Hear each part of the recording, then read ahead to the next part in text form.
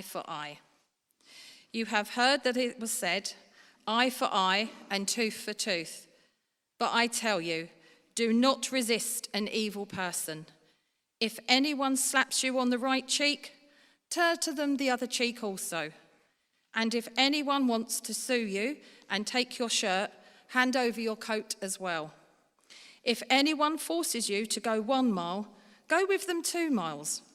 Give to the one who asks you, and do not turn away from the one who wants to borrow from you. This is the word of the Lord. Thanks be to God. What is the hardest thing you ever had to unlearn? Perhaps you've learned to drive in another country and you've come to the UK and you were saying to yourself for however long when you were first here, I must drive on the left. I must drive on the left. I must drive on the left. Every time you came to a roundabout, you had to visualize in your head, must drive on the left. I must drive on the left. I must drive on the left. Perhaps you've had the experience of the words to a song being changed.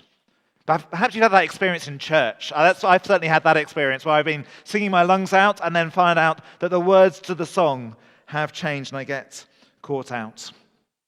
Perhaps you've had the experience of discovering that something you learnt in school is no longer thought to be true. Perhaps you were on a pub quiz team and it came to the round where you thought, I remember that in science at school, only to find out that science has moved on. We even had that in school. There were things that we learnt 1 year in school that actually the next year they told you, that was a simplification. It doesn't really work like that. And you get rather annoyed as you sat there in your chair feeling like all of that time was a waste. But the point is, it's quite hard to unlearn something that you've learnt and put into practice. Well, in chapter 5 of Matthew's Gospel, Jesus wants to help us unlearn lessons that we've been taught. This is the start of the Sermon on the Mount, the most famous sermon in world history, and Jesus is teaching his followers how to be citizens of the kingdom of heaven. That is God's country, the place that Jesus has come to establish, that will be different from the world around it, will be like a city shining on the hill. And in chapter 5, he's describing how the Old Testament, how the law and the prophets were like a signpost pointing forwards to that city. But as he does that, he has to help people do some unlearning. You see, Jesus is teaching a counter curriculum. He's helping his Jewish followers unlearn some of the things that they were taught the Old Testament meant. Not because what they'd been taught was too strict, but actually they've been taught a watered-down righteousness. And Jesus wants to teach them the radical righteousness that characterizes his kingdom. And today we come to perhaps what is his hardest lesson: how they're to treat those who persecute them. Perhaps the hardest lesson because it cuts against our common wisdom today, but also especially hard because it feels like it cuts against our natural sense of justice. It is the mercy of Jesus that is often most shocking to people. And yet, as we live out that mercy, it is often the most radical and compelling witness. So today we're going to see 2 countercultural lessons from Jesus, and we're going to end with the character of God. So firstly, lesson number 1. Jesus teaches his followers not to pay back, but to be shockingly generous. No payback, but shocking generosity. Growing up, we used to watch a TV program called Watchdog, which was all about how to get what you need to get as a consumer. And the saying that would come again and again was, know your rights. Know your consumer rights. But Jesus calls his followers not to stand on their rights, but rather to be generous and kind to those who don't deserve it. Now, I think we often miss the shock of what Jesus is saying here is because we misunderstand the bit of the Old Testament that he is unpacking. That phrase, eye for eye and tooth for tooth, we often associate it with someone being vengeful. We think this is an Old Testament license to just get your own back. And that Jesus has come along, thank goodness, to get rid of the Old Testament so that we can be nice New Testament people. But that's not what Jesus came to do. He came to fulfill the Old Testament law, not abolish it. And this Old Testament principle was not about continuing violence, but actually about stopping it. Firstly, it was a principle that meant that people didn't take violence into their own hands, but it was the responsibility instead of the law court. And secondly, that justice was meant to be proportionate justice. The punishment must fit the crime. Eye for eye, tooth for tooth meant in practice, if you take my sheep, you must pay me back what you've owed me. If you damage my house, I don't let things get out of hand and go and burn down a village. In fact, this is how the New Testament says that rulers are meant to dole out justice. It's one of the principles that lies behind our legal system. And yet Jesus calls his followers to forego that right. Have a look at verse 39. But I tell you, do not resist an evil person. Perhaps we read this and we think this is just physical resistance. Don't put up a physical fight. But actually that word resist could be used in a law case, standing up for your legal rights. And Jesus says shockingly to the person who deserves payback, you're to give generously. And to help us feel the shock of what Jesus is saying, he gives us 4 illustrations: the slap, the shirt, the walk, and the ask. Firstly, he speaks of the slap, the backhanded slap of someone's right hand against your right cheek. And the point was not so much that it was physically painful, but that it was socially humiliating. This is not so much the punch, but the spit in the face. It was a public display of disgrace and contempt. Now, it's important to say that because Jesus here is not talking about a situation of physical abuse, particularly physical abuse that might take place behind closed doors. This is not a hidden act of violence, but a public insult. As James said 2 weeks ago, there are times when it's right for us and for others to get out of situations where we're in danger in that kind of situation. But even understanding what Jesus is talking about here, it's still shocking. Because when someone makes us feel small, when someone humiliates us, our natural instinct is to want to get back at them. You said this about me, we think. Well, I'm going to make sure that everybody else knows just the kind of person you are.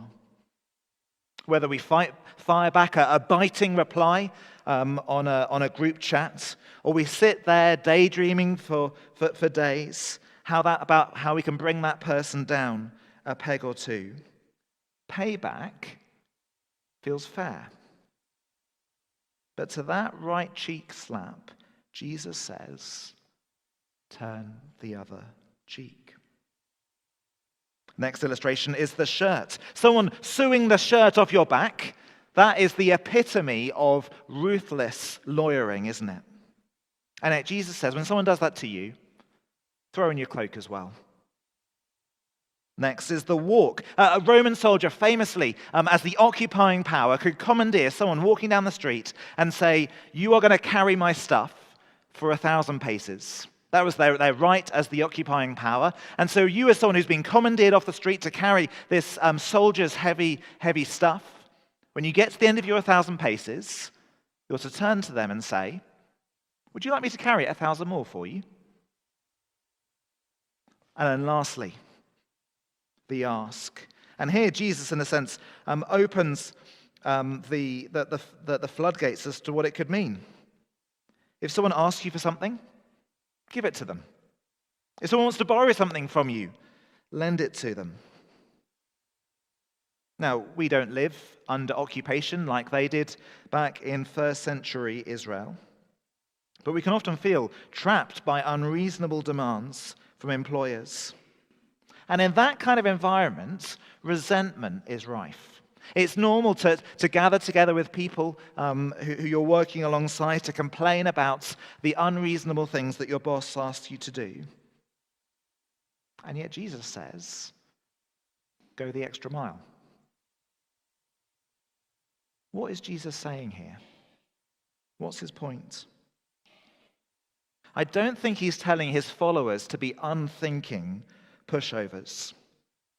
In fact, often it wouldn't be loving to do that, would it? If someone asks us on the street for money, it might not be the best thing actually to give them money because of how it might be used, but rather kinder to buy them food or to connect them in to agencies that can offer better support. Should we say yes to every unreasonable demand that our employer makes? Well, they might be happy with that, but it probably wouldn't be the right thing for our family always to do that, would it? No, Jesus here is a wisdom teacher.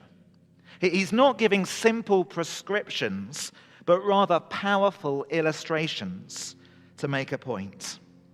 In each of these situations, the controlling question is not to be, what am I owed? What are my rights? But rather to give generously to the person who really doesn't deserve it. So someone repeatedly mocks you for your faith at work. A put down here, a sarcastic comment there. Sometimes it's verbal, sometimes it's by email or in a group chat. And actually you have the evidence, you have the receipts to show what they've done. And other people have witnessed it. And you know that in your workplace's policy on discrimination, that you have a good case to go straight to HR.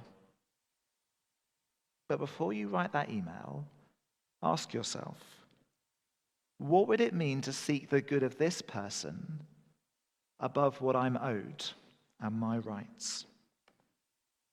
Would it be better to speak to them personally and ask them what's behind their comments and questions? Would it be better to ignore what they're saying and to rise above it?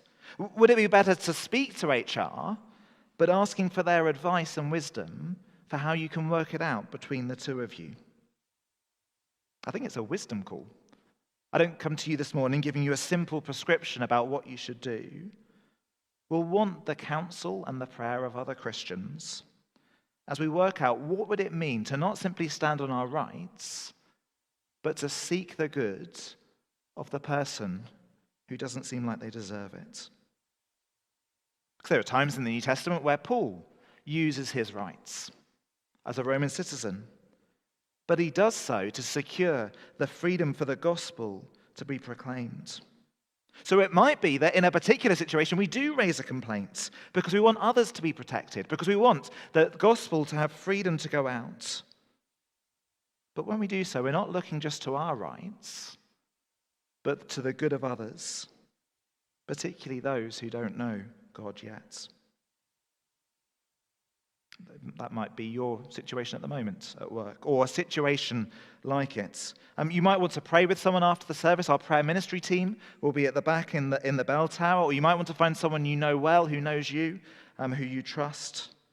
Our job this morning is not to tell you exactly what you should do in your situation, but to stand with you as you seek God's wisdom to discern what would it mean to love this person rather than to stand on my rights. And yet we know, don't we, that often the hardest thing is not so much the wisdom of what to do, but actually wanting to treat people like that. And that's why we need Jesus' final Bible study this morning. Because Jesus calls his disciples not to hate, but to love their enemies. Not hate, but love. We naturally seek the good of people who are good to us. It's common advice nowadays to find who is worthy of your love. Keep them in your life and cut out other people. To draw a line of the people that we're going to love and care about.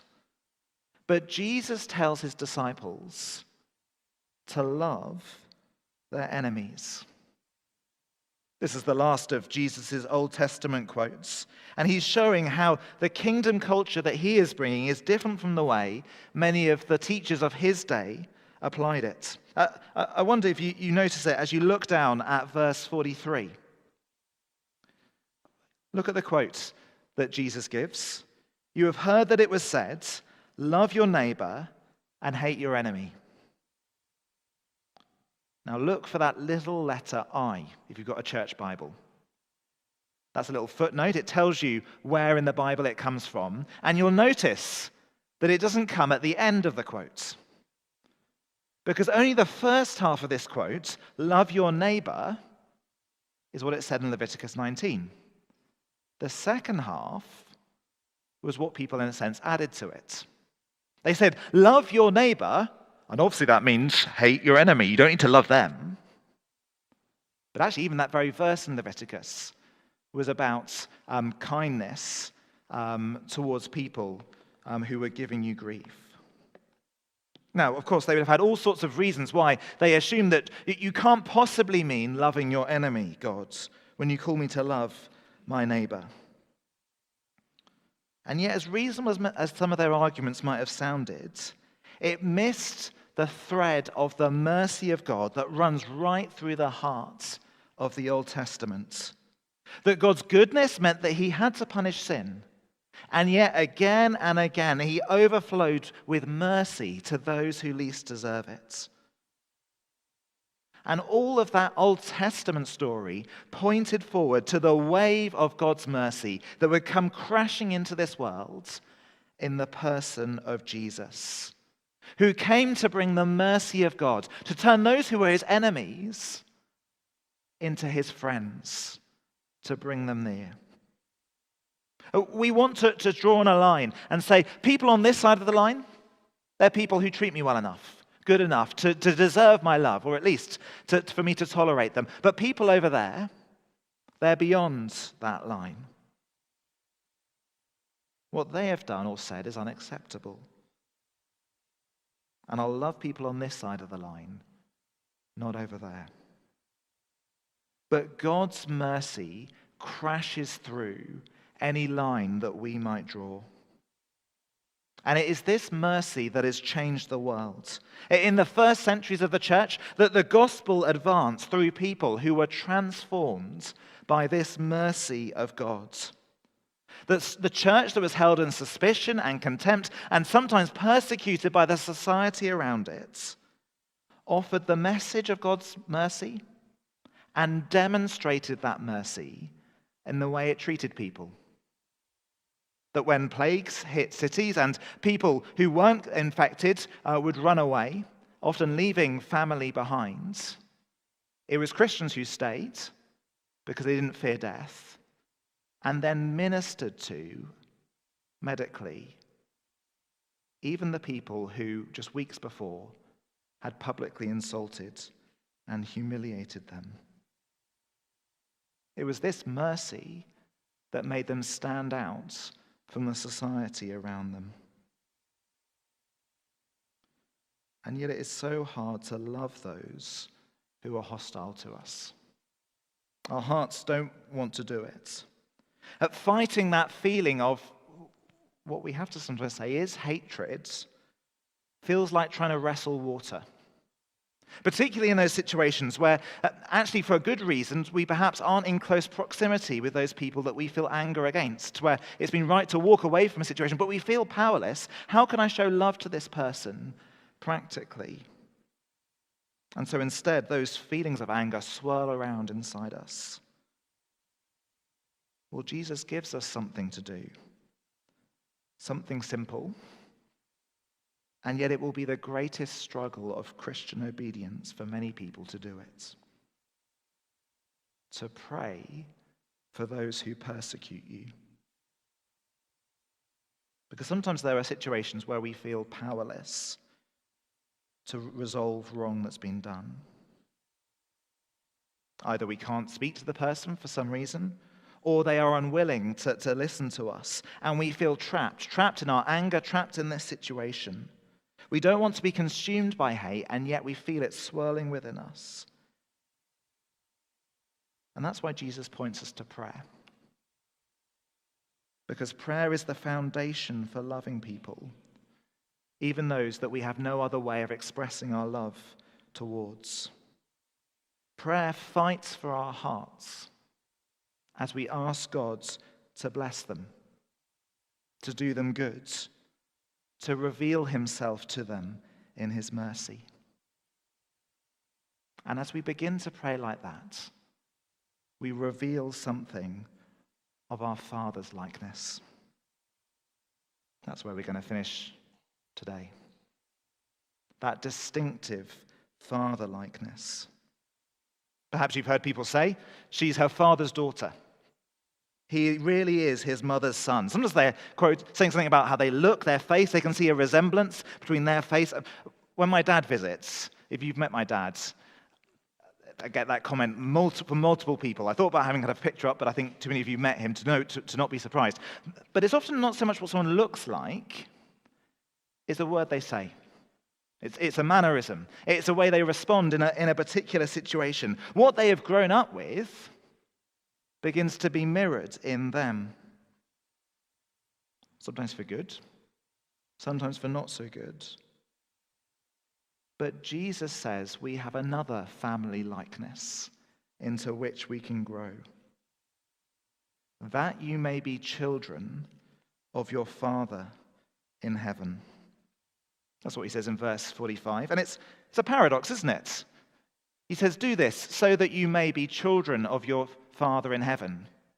Well, if he's your Father in heaven, you're already children. You already have a place in his family. And yet when you love like this, you're your Father's daughter, your Father's son. His likeness is seen in you. That love that sustains creation for people, whether they are stood with their hands raised praising him or their fist raised cursing him. Even the person who pours out arguments about why God cannot exist, why he cannot be good, does so with the breath that he puts into their lungs. And it is that same character of undeserved love that he showed us at the cross. Because Jesus was his Father's perfect likeness. That he came to bear our sin, to give himself freely for us. He walked the path of the cross, foregoing his rights. He was slapped and shamed. His clothes were stripped. And as they nailed him to the cross, he prayed for his enemies. In a few minutes, we're going to share together in the Lord's Supper and remember that self-giving love for enemies. It's a time when we gaze upon that love that he has shown to us. And as we see Jesus' love, we see our Father's heart. And as we gaze upon that love, let's ask ourselves, how does he want me to reflect that love in his world? Let's pray.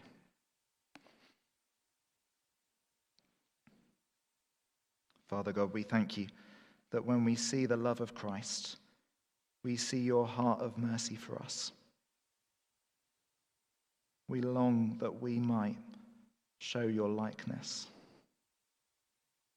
And yet we know that we cannot do that in our power and strength. Father, please fill our hearts with Christ, that we might begin to love as you love. Amen.